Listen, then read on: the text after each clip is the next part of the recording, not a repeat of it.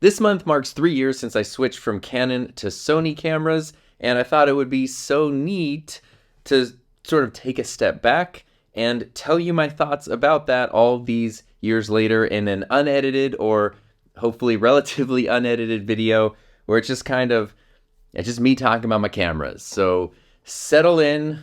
Don't worry, there are timestamps, so I'm not trying to just waste time. But in the world of cameras, it's very easy to get excited about things. It's very easy to make things look flashy. And sometimes I think just kind of, here's someone who just bought some cameras and is telling you what they think about it. Sometimes I think that's helpful and that there's a bit of value there. So I do have a few notes. Unedited does not mean unplanned. It just means a little more room to breathe. And I do also have individual, highly edited and well-produced video reviews on each of these three cameras, each of my main Sony cameras. So if you want to check those out, you can definitely get, all that kind of like traditional review stuff there. But 3 years later, none of these are brand new models. This video is not sponsored. Actually, this video is sponsored. Here's the sponsor of today's video. This is my wallet, because I just bought all these cameras for full price, and that's that. And I have no brand loyalty to Sony. I can't tell you for sure that my next camera will be a Sony. So that's the things that we're talking about right now. I love these cameras though. So the spoiler, I guess. Let's get into the spoiler. 3 years later, is there regret switching to Sony? For me, there is not. There are definitely pain points, but I still think that this is currently the best camera setup for me personally. You can take that personally. So right now I'm actually filming on my Canon EOS R because Canon cameras were what I used from when I got my first DSLR in 2007 all the way up till 2021. I loved Canon cameras. I bought many of them on my own, and I also used them in high school digital media programs that I put together. Through those programs, I ordered countless Canon cameras at all price points. I really liked Canon. But 3 years ago, in 2021, I was looking to make the leap into 4K. Finally, I was willing to 4K over the cash to go 4K. And at the time, Canon just didn't have anything that met my needs. I had pre-ordered the R5 when that was announced in summer of 2020, but it had, overheating issues, and I know it's gotten better and it's a more reliable camera now through firmware updates, but at the time, it wasn't kind of it for me. And the thing that I was looking at, I want to make sure my notes, I get this right. My main thing that I wanted was full frame 4K. I really love full frame cameras. Crop sensor cameras are also great, but personally, for just my own camera journey, full frame, I love full frame. So once I dove into full frame with the Canon 6D way back when, after that, I never wanted to not have a full frame camera as my main camera again. So I wanted full frame 4K with no overheating. There was only one company at the time that really offered that. In addition to really good autofocus, full-size HDMI, and, well, those are really kind of the main things, honestly. I'm a one-person crew, so really good autofocus is important to me. When I was trying to decide on cameras, I rented some Blackmagic cameras, and those are awesome. I really like Blackmagic cameras, but not having autofocus as a one-person crew where I have to be in front of the camera most of the time was pretty difficult, and so that kind of eliminated Blackmagic. Canon had overheating issues. Canon doesn't have full-size HDMI to this day. I've heard rumors that in their next update, the R5 Mark II or whatever it might be, finally be full-size HDMI. It's insane that they use not even mini HDMI, but micro. Come on. My patience for that is micro, buddy. and so really good autofocus, full-size HDMI, full-frame 4K. I kind of didn't want to get a Sony camera because the hype around Sony cameras, it's still pretty big, but if you remember back in 2019, 2020, the hype around Canon cameras was huge to the point where it was like, I didn't want one because the hype around them annoyed me so much, and people were so into their Sony cameras and talking about, like, come to the dark side or whatever, I don't know. It annoyed me, and I didn't want to deal with that, but when I literally sat down and wrote out everything I wanted on a piece of paper and then went through every camera company's offerings at the time, Sony was the only one that checked all the boxes. And so it seemed silly not to just go with what works. So let's start here. I ended up with the A7S III in May of 2021. I really liked this camera so much. I was originally just cutting it with my EOS R. The R was a secondary camera. Sony was the main camera. Even though I was mixing 1080 and 4K, it worked fine. But as I got the hang of this camera and I started using it more and getting used to the colors and the image quality, I started to then dislike the two of them being mixed together, and I started to see ways that the EOS R just wasn't holding up how I wanted it to, and didn't compare in certain aspects that I'll talk about in a second. And so I decided it was worth getting a second camera. 2021 is also the year that this became my full-time job, which is crazy. And so it made sense to invest in tools that, would help me do my job better. And so in December of 2021, I wanted to get an A7S III, a second one, because having two of the same body, it makes things so much easier. I don't know if you remember, there were no cameras available, like supply chain availability, whatever. It was insane. I found one camera available online in the entire United States in December of 2021, and it wasn't an A7S III. These were just not around. It was the FX3, which I thought was a neat camera, but they're basically, the insides of these cameras, the sensors and everything are exactly the same. The outsides are different, and at that time, couple firmware updates ago, there were even less things to differentiate them other than the housing. And so I thought, it'd be so much easier to have two of the same camera. This was literally the only camera available for sale, brand new online in the entire United States at one point. And so I bought it because that was my only choice. And I'm very glad I did, because the FX3, this has been my main camera ever since. It was one of those things where the more I used it, kind of from day one, it really won me over. So I love the A7S III. It definitely made me excited. It made me to the point where I wanted to get a second Sony camera, right? So it did a good job as far as that goes. And the FX3, this has been my main camera that whole time. The problem is these are very expensive cameras, and they aren't the best for photos. So what I was doing was then I was using my EOS R for photos, but it was kind of a bummer because if I was taking it out somewhere, for fun, not work-related things, if I was just taking it out for fun, what ended up happening was I could take really good photos because it has a 30 megapixel sensor, so there's nice high resolution. I can crop in, edit them.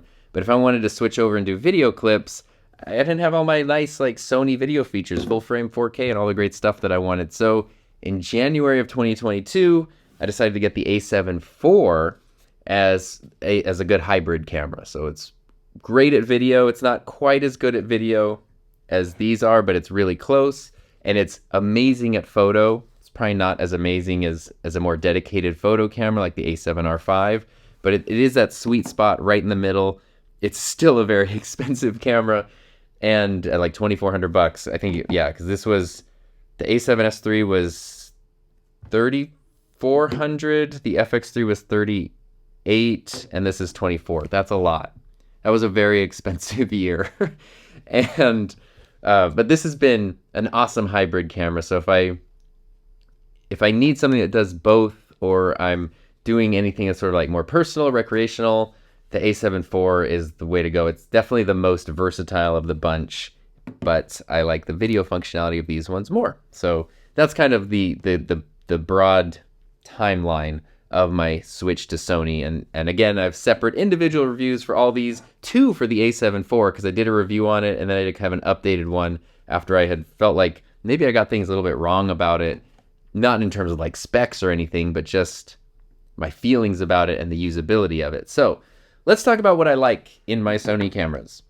First and foremost, the thing I really like, I don't know what order to put these in, the thing I really like is reliability.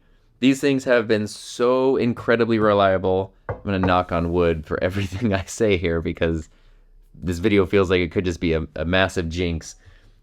They have been great. And that's a huge thing, is being able to just let these things run for long periods of time without overheating. They just work. I don't know. I never had reliability issues with my Canon cameras, but I also never then moved into the full frame 4K Canon cameras. The R doesn't really count because it's got crop 4K. And these just have never given me any problems.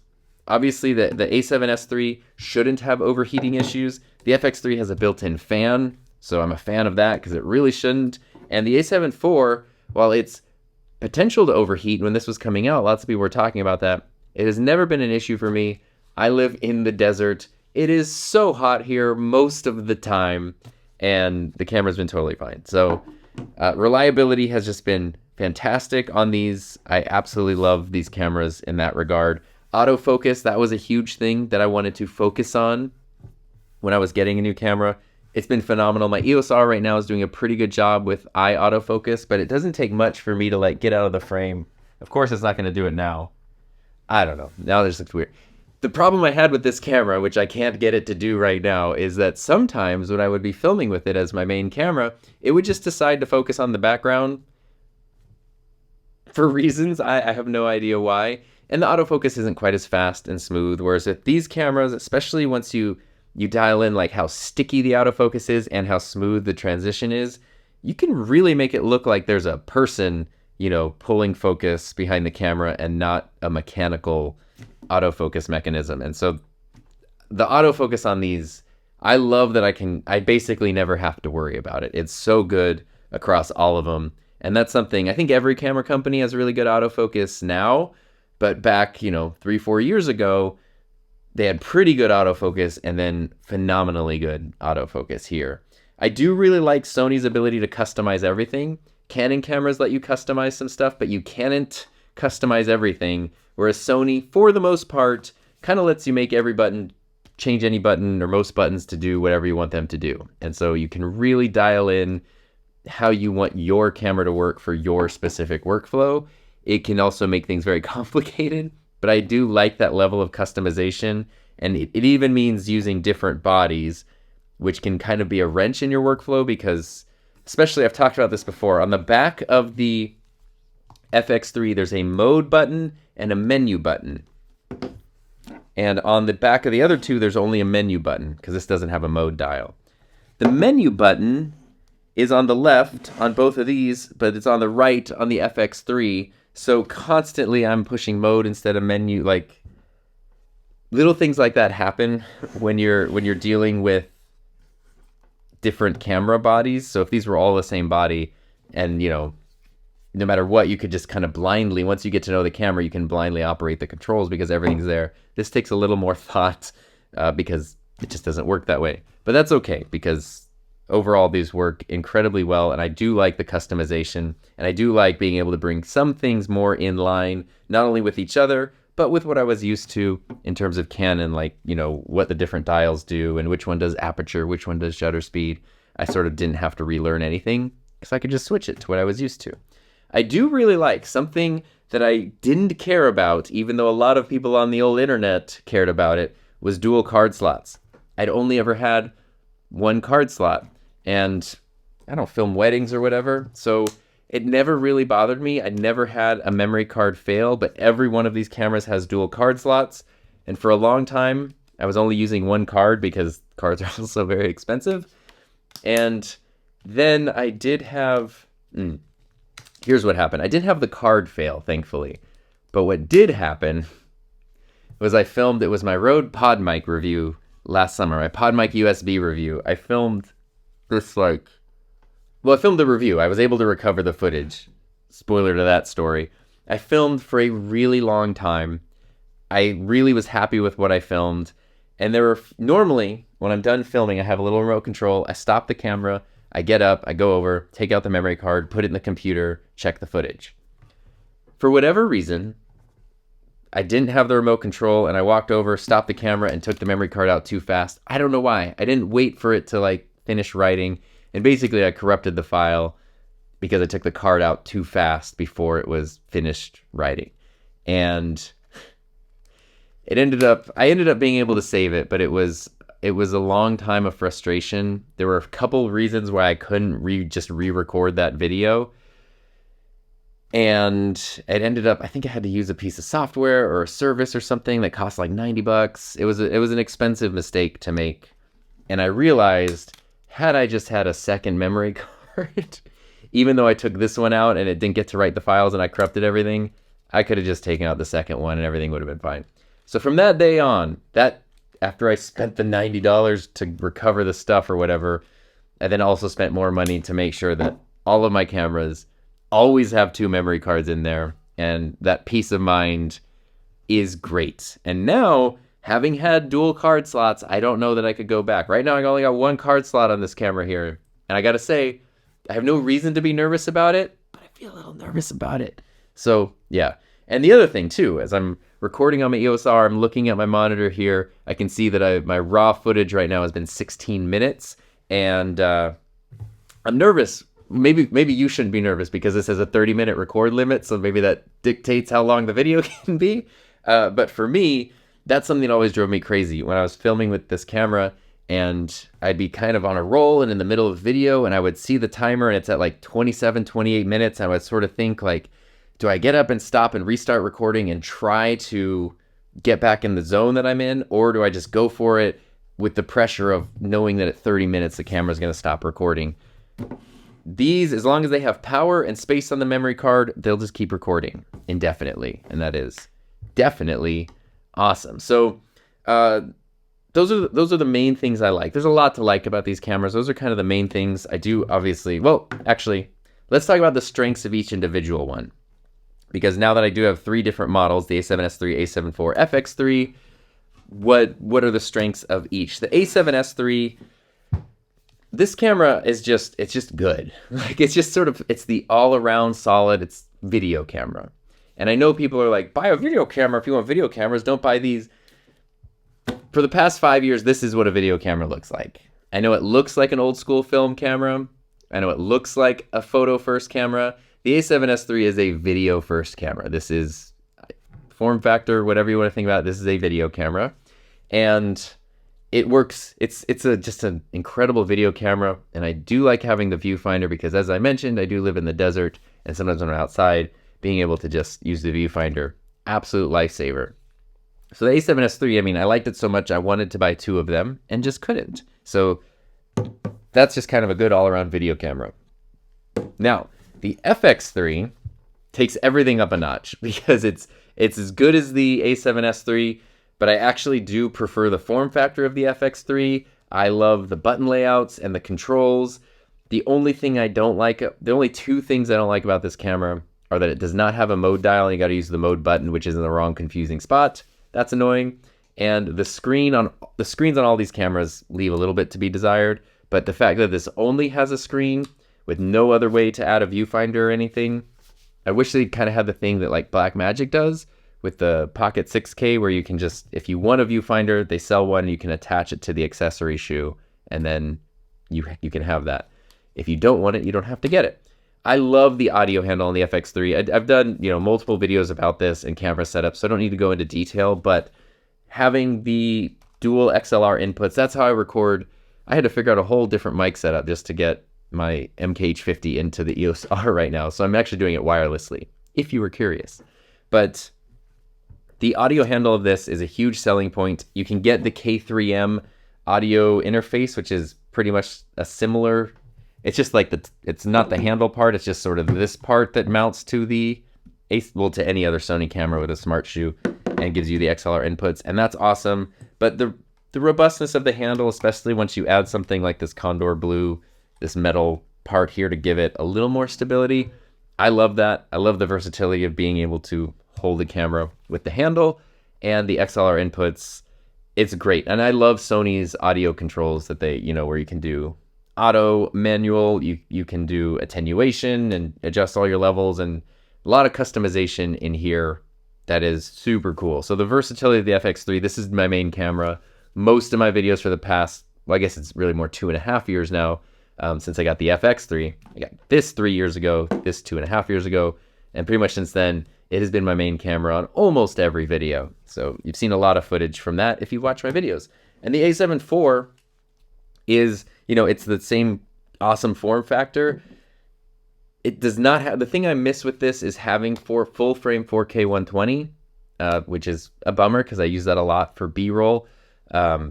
But otherwise, this is an incredibly strong camera. It does have the quick dial, so I can go from photo to video mode really, really easily, which I absolutely love. And I do that a lot because this is the camera that I take out and about with me. So I'm constantly switching between photo and video.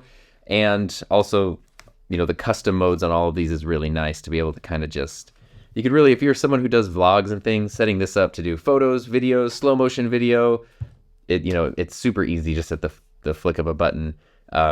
And this is the only one that has a different sensor. The sensor, is there like a puddle here? What is that?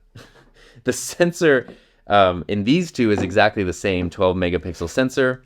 And the reason you want 12 megapixels, which seems like low resolution, probably know this if you've read about these cameras, is because that's what lets you essentially do the highest quality 4K video. Like, you have bigger pixels for video is kind of what it boils down to, which means better low light performance, better autofocus performance, less overheating and stuff like that. The reason the EOS R can only do cropped 4K is because, keeping in mind, it's a 6-year-old camera. It has a full frame 30 megapixel sensor, and when you do 4K, it's just like too much information for the camera to process, and it would start overheating and explode or go crazy. So they had to crop in on essentially a 12 megapixel portion of the sensor to use 4K. The A7 IV, because it is a newer camera, there's newer technology, has a 7K sensor that's then downsampled to 4K. So there's a lot of videos online where people feel that the video quality out of the A7 IV is better than these. I don't notice a difference, to be honest with you. But having that big high resolution sensor is amazing for photos. So I love that I've done so much photo stuff where I have the peace of mind of knowing that if I need to crop in or adjust this camera's got me covered. So it's kind of like, you know, little Sony camera Avengers over here. Everyone has their like specific powers that make them a little more effective. Doesn't mean everything's perfect though. Do have a list of things that I don't like about these cameras. The screen quality, I mentioned that Sony is supposedly getting better about their screens. The screens on all these are really bad. They're small, they're low resolution, they're not color accurate at all. They let you see some information and how things are framed, and that's kind of it. So the screens are a total letdown, especially on the FX3, where you have no other option besides the screen. So I wish, and even, I know Sony's supposed to have better screens now, but honestly, every time I use this camera, my 6-year-old EOS R, it has a bigger, higher quality, higher resolution screen than any of these. And the camera, even when it was new, was like half the price. So I don't know what Sony's doing with these screens, and even their newer ones, I don't know. It's weird. I do like the form factor and the body. Sony kind of took a while with their mirrorless cameras to get things that didn't feel horrible to hold, and these feel good. Especially the FX3 is kind of a more unique case there. I like these cameras a lot, but again, every time I pick up my Canon camera, the times I've tried out a Nikon camera, at least those two brands, those are the ones I can reference, they just feel better. Like, Canon knows how to make a camera body that feels good to use. And the Sonys feel great, but it's kind of no competition. I think if you took anybody and just blindfolded them and had them like feel two different cameras, a Canon and a Sony, or a Nikon and a Sony, most people would probably say that the not Sony camera feels better. So it's not a deal breaker by any means, and these have come a long way from where Sony was, but it's still not quite perfect. Firmware weirdness and updates, I don't like that. I don't like that the A7S III got ignored for years until it got like an okay firmware update. I do like that they differentiated. They gave the FX3 kind of some more video focused things, but it was so weird that the A7S III, which at the time I'm recording this is still a flagship model, even though it's probably coming up on an A7 IV at some point if they're going to continue that line. The A7S III just like, it just got completely ignored. And then you had other cameras, not just the A7 IV, which is like $1,000 cheaper, but even cameras that are less expensive than this come out with features that are better than this. And they finally added a firmware update, but they still didn't bring everything to it. It's weird.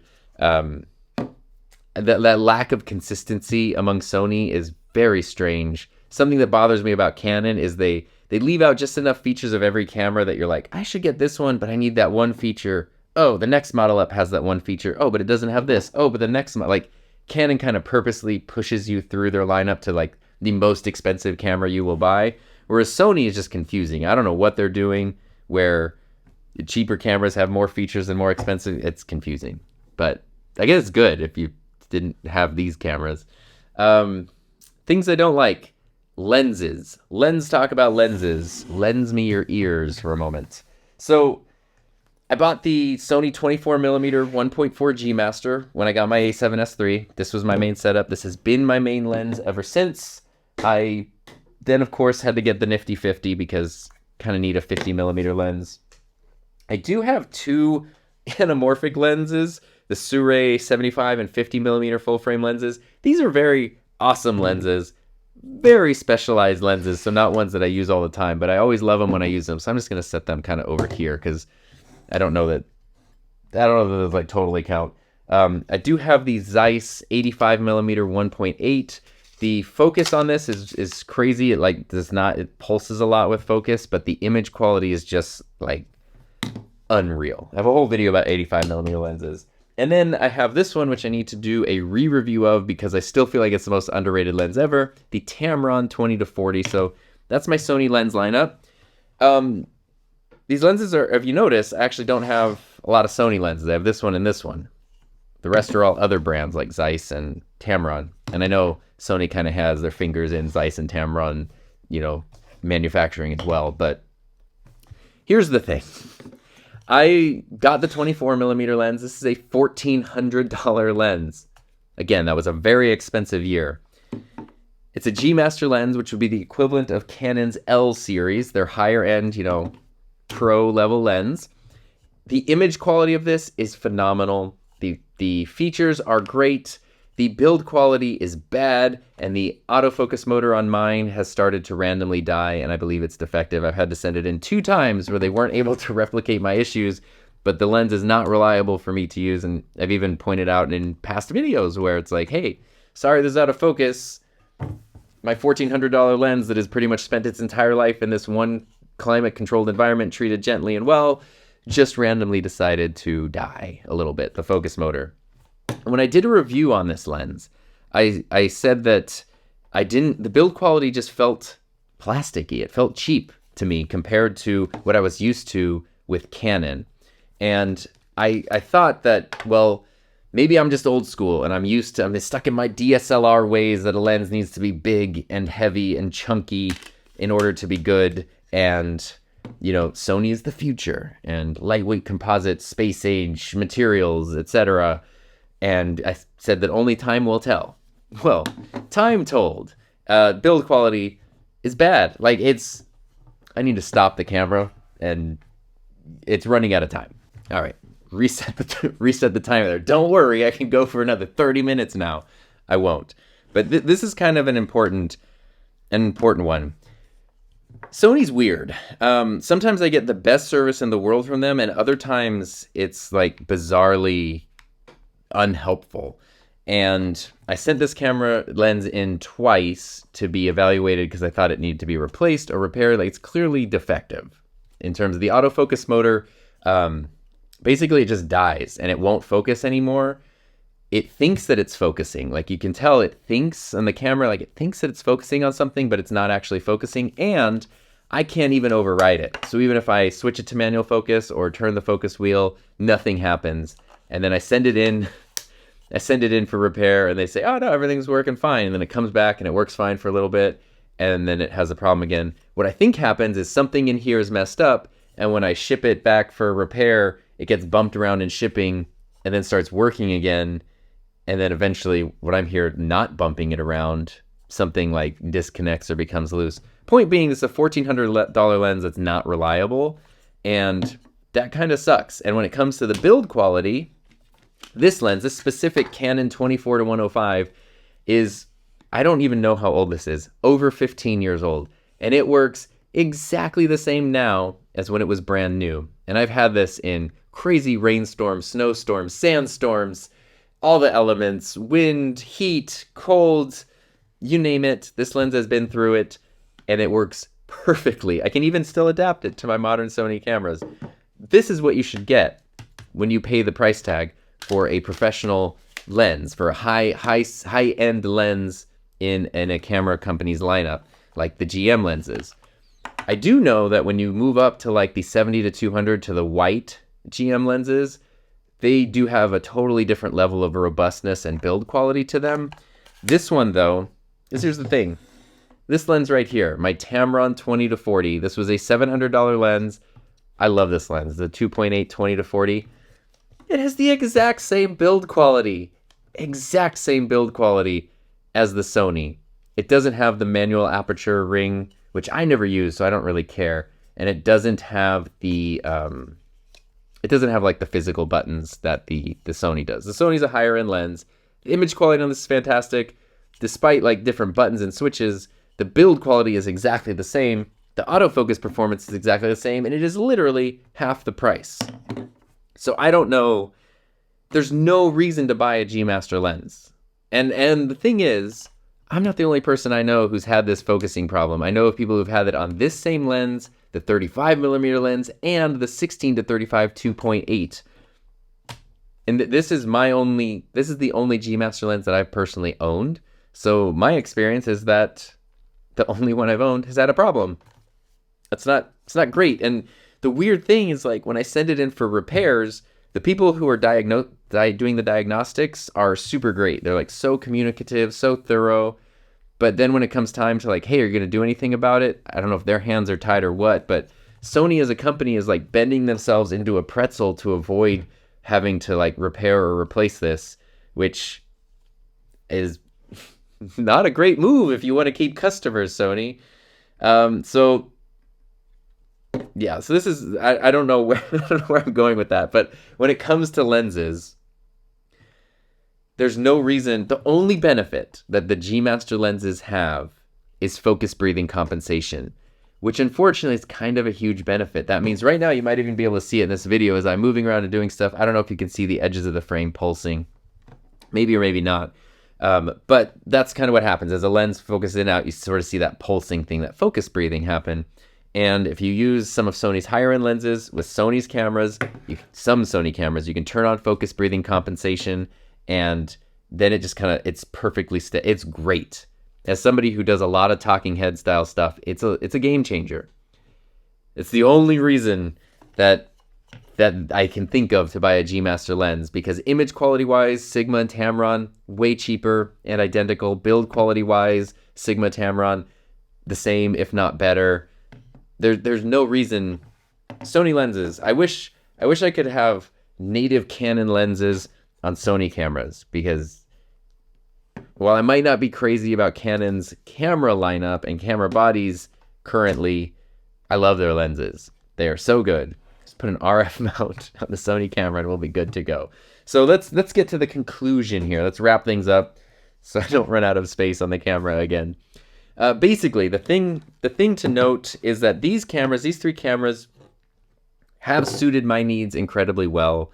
I don't have no regrets of switching to Sony, and so for the past 3 years, it's been great. It did take me, I should say, a good 6 months to really start to feel like I was kind of expecting, like, the A7S III, especially at the time, was being hyped up so much that I thought as soon as I got this camera, I was going to notice, like, this is going to be going from, like, a tape 8mm camera to, to full HD or something. Like, it was going to be a huge difference, and it wasn't. But over time, I started to notice little things about the quality of the camera, little things about the quality of the image, and I learned how to work with the footage better, and so then I started getting results, and that's where I started noticing my EOS R wasn't holding up with it the way that I thought that it could. But it did take time. It took time to do that. But for the past 3 years, these have served me really well. They meet all my needs right now. There's really nothing else that I need in a camera. So unfortunately, as a camera geek, these are sort of like killed cameras for me, because I'm curious about other cameras, but I'm not like constantly seeking out, like, could this be the one that, no, like, I don't have any interest in buying a new camera. It'd be cool to have stuff like internal NDs. It would be cool to have better screens and better displays. I'm sure stuff like that's coming in future cameras. A little better interfaces maybe. The conclusion, though, what I wrote here is that Sony has definitely not done anything to win me over as a customer. So the cameras are great. I spent a lot of money on these cameras, but from things like weird firmware updates, the whole thing where you could buy a high-end camera and then a cheaper model comes out afterwards that gets features that yours doesn't get. That's weird as someone who invested a lot of money into the system here. Doesn't make me feel great. And then, I have a defect with a primary workhorse lens, an expensive lens that the company is like trying so hard to not replace. What are you doing to build customer loyalty? And the answer is nothing. So whenever the time does come to get a new camera or to upgrade cameras, maybe it'll be a Sony. But what I learned last time is I really need to put my needs down on a piece of paper. I don't think the differentiation is going to be as clear as it was several years ago because everything has gotten so good. But it really comes down to these are the needs. This is what meets those needs. I'm not that interested in investing in Sony lenses, so I don't think I'm going to get too deep into that ecosystem, which is usually the thing that ties you to a camera system is like, oh my God, I have like the whole lens lineup. I don't want to buy more Sony lenses because I don't like them. They don't work well for me, and my experience with them has been negative. So I don't know. In the future, maybe it'll be a Sony camera, maybe it won't be. Currently, there's not really much else that I would want. Canon's getting better, and they're getting close, but there's still nothing. I went on their website the other day and tried to look at every camera model because I'm a little out of the loop with Canon. Still nothing that met all of my needs. Nikon is, or Red, whatever you want to call it now, is definitely kind of the more interesting of the bunch. Panasonic or Lumix has always been really cool, but their focusing issues are, I need something with really good autofocus. I don't really have the time to like go through the learning process as a company tries to implement autofocus. So if I were to buy a new camera today, if for some reason these all disappeared, I need a new one, there's a really good chance it would be a Sony because the feature set matches what I need. Currently, it probably wouldn't be a Canon, although if they update stuff, then Canon could be back on the radar. And a company like Nikon, they're kind of, they've been sort of taking their time, their sweet years, the better part of a decade in the mirrorless world. But they're definitely a company to watch as far as interesting features and reliability and capabilities and stuff. But that has been my too long discussion on what I think about switching to Sony cameras after 3 years. So I'm curious what you think. Curious if you have any thoughts. I do love these cameras. I know I kind of went ranty a little bit there at the end, but again, it's a lot of money to invest in something and feel like the company kind of doesn't care. I don't know. I'm glad the cameras work really well, but geez, I don't feel like I don't really feel secure in terms of, investing a ton in the Sony ecosystem. But let's get back to the positive. The cameras are awesome. I do love them. I love the results that they give me, and I've been very happy with them. I don't really know what else I could want from a camera, so these have just been absolutely fantastic. And speaking of things that are absolutely fantastic, wait, I'm not going to do B-roll, so let's just put it over me. Thank you to everyone who helps support my channel through Patreon and YouTube channel memberships, and don't forget, I do have separate individual reviews for each of these cameras, so check those out right here. And I also have a video about why I switched in the first place, so you can check that out too.